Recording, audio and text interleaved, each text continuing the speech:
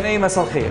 بالوقت اللي كانت كل الأنظار متجهة على يبرود لمتابعة تداعيات سقوط هالمدينة الرئيسية بمنطقة الألمون، فجأة نقلت الأنظار على محل تاني هو معبر كسب. الحدث إسقاط الدفاعات الجوية التركية طيارة سورية بالمنطقة الحدودية بين البلدين. بس كيف فجأة صار اللي صار؟ وليه تركيا بهاللحظة فاتت بهالخطوة تصعيدية ضد سوريا؟ رئيس الوزراء التركي يعيش داخليا أياما انتخابية وصراعات داخل الحزب وعليه، ويتعرض لضغوط خارجية غربية أمريكية سعودية. فهل يحاول بتدخله العملاني والميداني في كسب ود العسكر التركي والاستقواء على خصومه في الداخل المستجدين منهم والقدماء؟ وفي تطور يعكس حجم المأزق الأردوغاني في الداخل التركي وضرورة تحويل الأنظار عما يجري على الجبهة السياسية التركية. أسقط الطيران التركي الحربي طائرة حربية سورية كانت تغير على المواقع للمسلحين في المنطقة الحدودية.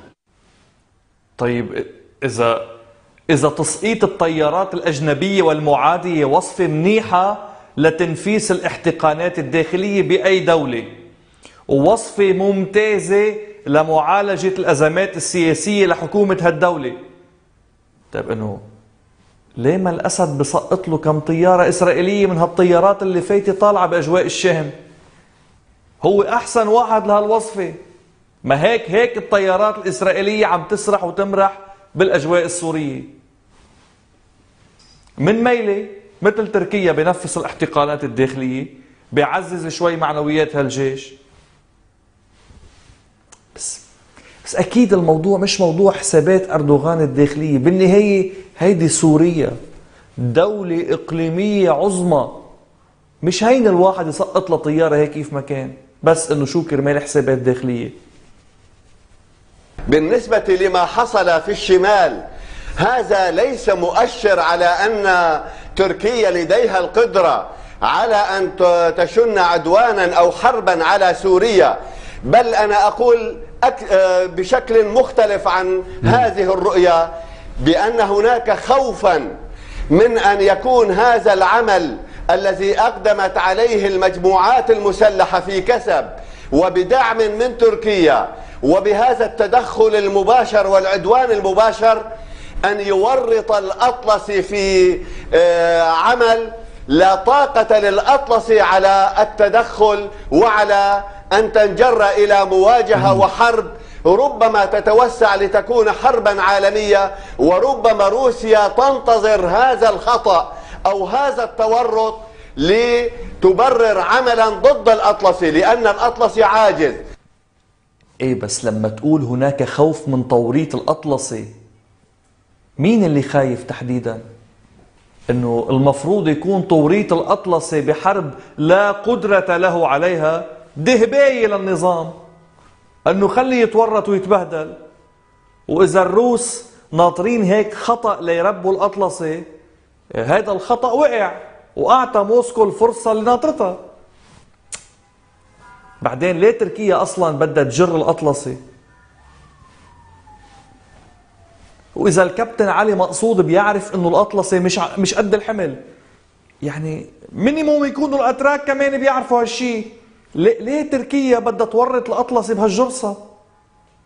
ربما يكون أمريكا هي من دفعت تركيا لكي تجر الأطلسي لعمل تشعر وتبدو أن أوروبا عاجزة عن تنفيذ هذه المهمة أو الإيفاء بهذا العمل، مما يخضع أوروبا مرة ثانية لأن تبقى تحت المعطف الأمريكي وبقيادة أمريكا.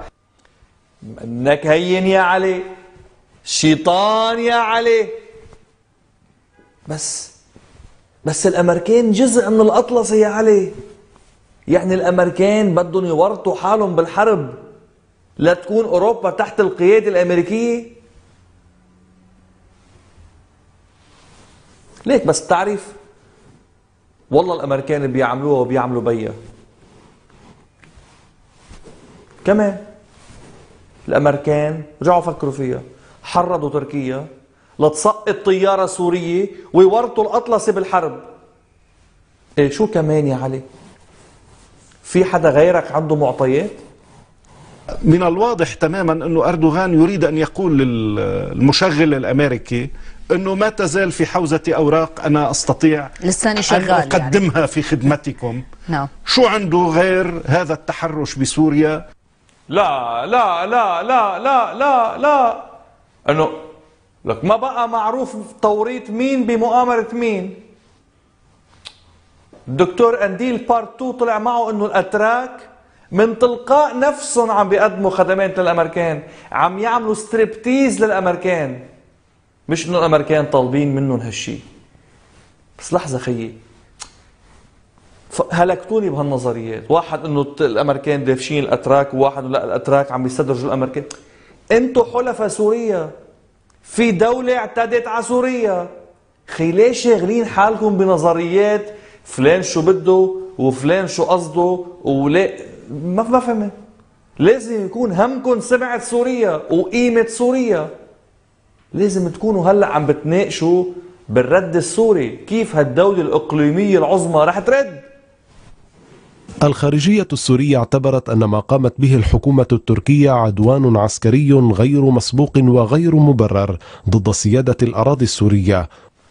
هيك غير شيء، هيك غير شيء. إذا اعتداء غير مسبوق ما فيك تتهور وترد هيك كيف ما كان. هيدا اعتداء غير مسبوق ضد سيادة الأراضي السورية. بدك تقعد تفكر على رواق بطبيعة الاعتداء بشكله كذا، ما هو غير مسبوق. شغلة يعني أول مرة بتصير بتلبكك مثل أي شغلة أول مرة بتعملها. ولا مرة حصل اعتداء تركي على السيادة السورية. لو صايرة كانوا الجماعة كانوا عرفوا كيف رح يردوا. هل في تفاصيل أخرى بالبيان عن هالعدوان غير المسبوق؟ وأشار مصدر في الخارجية إلى أن اليومين الماضيين شهدا قصفا تركيا بالدبابات والمدفعية لتأمين تغطية دخول الجماعات المسلحة إلى الأراضي السورية. حبيبي، مع أساس الاعتداء على سوريا غير مسبوق. كيف غير مسبوق ومن يومين في قصف مدفعي؟ أو المدفعية مش مصنفة خرق لسيادة الأراضي السورية؟ بس خيي شيلنا من البيان، بيكون كاتبه حدا ملبك ما عارف شو بده يقول. أكيد سوريا الحساسة على سيادتها والقوية لا يمكن تمرق هيك قصة من دون رد، لا يمكن.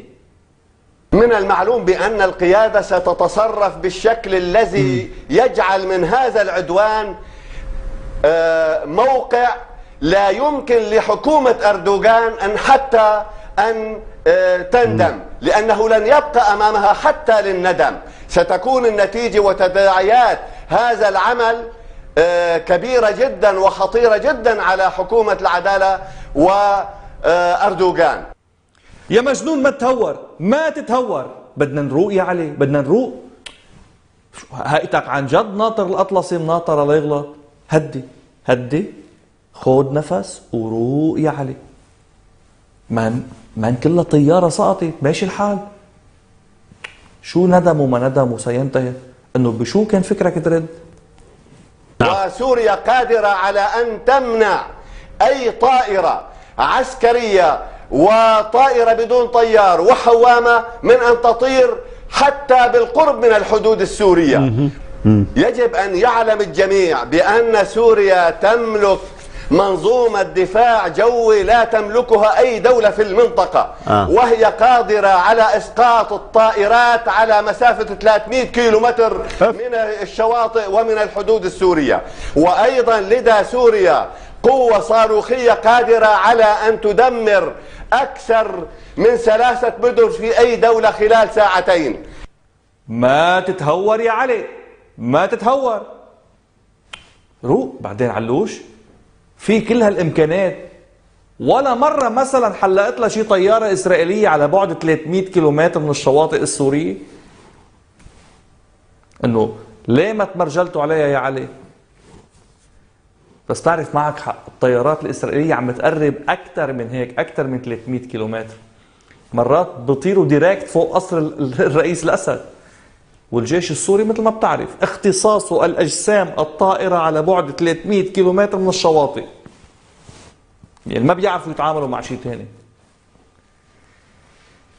بس تعرفوا ما عم تنبلع معي انه نظام هالقد متمسك وهالقد حريص على السيادة ما رد على تركيا. انا مش عم تنبلع معي الا والله اعلم اذا في رد نحن ما بنعرف عنه. واسقاط الطائرة كان ضمن الاراضي السورية، وردت عليه سوريا بقصف مواقع للقوات التركية داخل تركيا. الطائرة المدافع السورية ردت.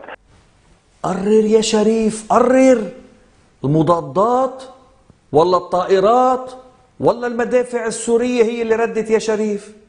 قرر يا حبيبي. بعدين ما حدا بالكوكب عرف بالرد إلا أنت يا شريف. روق روق يا شريف، روق يا حبيبي، روق. تصبحوا على خير.